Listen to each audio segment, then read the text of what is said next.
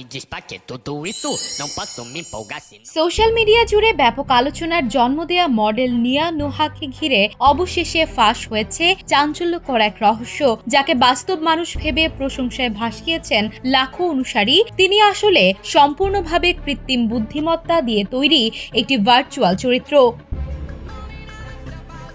টিকটকে নিয়া নোহার অনুসারীর সংখ্যা ২৭ লাখেরও বেশি। তার প্রতিটি ভিডিওতেই দেখা যেত লাখ লাখ ভিউ। নাচ, অভিনয় ও গ্ল্যামারাস উপস্থিতির মাধ্যমে অল্প সময়েই তিনি হয়ে ওঠেন সোশ্যাল মিডিয়ার আলোচিত মুখ। অনেকেই তাকে আখ্যা দিয়েছিলেন বিশ্বের সবচেয়ে সুন্দরী তরুণী হিসেবে। তবে জনপ্রিয়তার মাঝেই শুরু হয় সন্দেহ। এক ভিডিও থেকে অন্য ভিডিওতে তার মুখের গড়নে সূক্ষ্ম পরিবর্তন, আলো ছায়ার অস্বাভাবিকতা এবং চোখ, ঠোঁট ও চোয়ালের লাইনের পার্থক্য লক্ষ্য করেন দর্শকরা।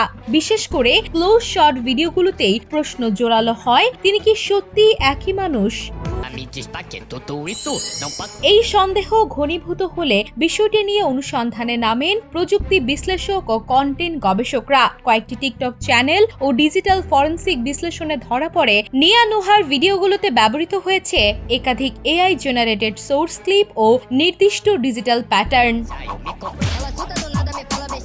বিশ্লেষণের পর নিশ্চিত হওয়া যায় নিয়া নোহা কোনো বাস্তব ব্যক্তি নন। তিনি একটি অত্যন্ত নিখুঁতভাবে তৈরি এআই ভার্চুয়াল মডেল, যা দর্শকদের চোখে বাস্তব মানুষের বিভ্রম তৈরি করেছে। রহস্য ফাঁসের পর সামাজিক যোগাযোগ মাধ্যমে শুরু হয় তীব্র বিতর্ক।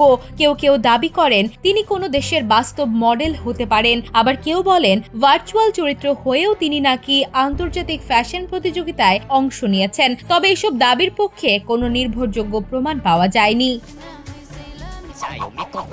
ঘটনার পর সবচেয়ে বড় প্রশ্ন উঠেছে সৌন্দর্যের সংজ্ঞা নিয়ে। যদি বিশ্বের সবচেয়ে সুন্দরী নারী খেতাব এআই নির্মিত চরিত্রের দখলে চলে যায়, তাহলে বাস্তব মানুষের অবস্থান কোথায়? প্রযুক্তি যতই উন্নত হচ্ছে, বাস্তবতার কৃত্রিমতার সীমারেখা কি তবে ক্রমেই মুছে যাচ্ছে?